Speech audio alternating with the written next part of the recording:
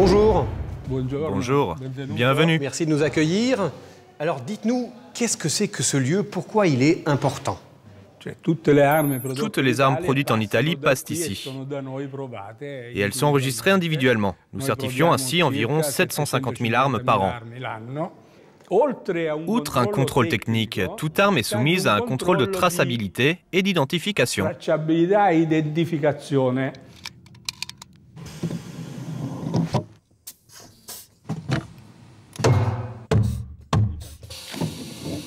Mais alors, la menace, elle vient d'où? Il y a des secteurs où nous devons renforcer nos contrôles. C'est celui des armes issues de nouveaux circuits de production, beaucoup moins surveillés et certifiés que les nôtres. Exemple, cette arme ne peut pas tirer de projectiles, seulement du gaz. Mais les réseaux criminels européens modifient cette arme. Ils enlèvent le canon à gaz et le remplacent par un autre qui peut tirer. Qu'est-ce qu'on peut faire pour empêcher cela? Il faut modifier les armes pour que la zone du chargeur soit plus petite. Dans ce cas, les cartouches sans balles peuvent passer, mais pas les cartouches avec balles, qui sont trop grandes.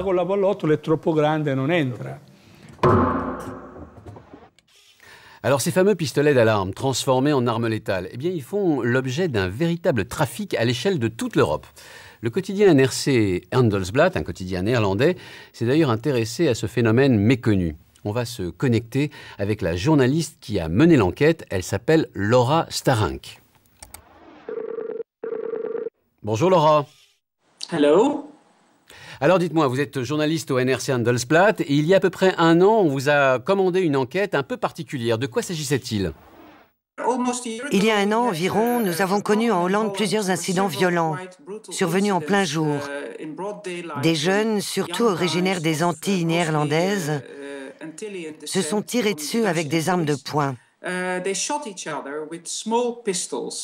Et la police m'a dit que ces gens utilisaient des pistolets trafiqués. Et qu'est-ce que vous avez découvert ? Les policiers m'ont dit que ces 2 dernières années, ils avaient saisi au moins 2000 pistolets de la firme des frères Tanfoglio, des armuriers italiens basés à Gardone et Valtrompia. Mais d'ailleurs, quel est le lien entre ces producteurs d'armes et ceux qui trafiquent ces armes ? Les armes avaient légalement transité au Portugal. Là, on les transformait de pistolets à gaz en armes létales. Et puis ensuite, elles étaient transportées illégalement en Hollande, le plus souvent via les bus Euroline. Alors, est-ce que la filière a été démantelée ? Monsieur Tanfoglio m'a dit qu'ils ont arrêté la production de ces pistolets dès que la police les a prévenus qu'ils avaient été abusés. Mais le trafic passe maintenant par la Turquie. Bon, ça veut dire en clair que l'Europe ne peut rien contre ces trafics.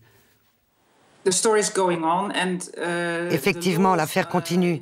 Les règlements en Europe sont très différents d'un pays à l'autre. Il n'y a pas de cadre légal international qui faciliterait la tâche de la police face à ce trafic. Merci Laura. 2000 pistolets bidouillés et saisis par la police pour la seule ville de Rotterdam. Mais c'est ça la réalité du trafic d'armes en Europe, et pas les quelques dizaines de Kalachnikov dont on nous rebat les oreilles en France. Bon, d'accord, c'est vrai que depuis quelques années, les saisies d'armes illégales ont explosé.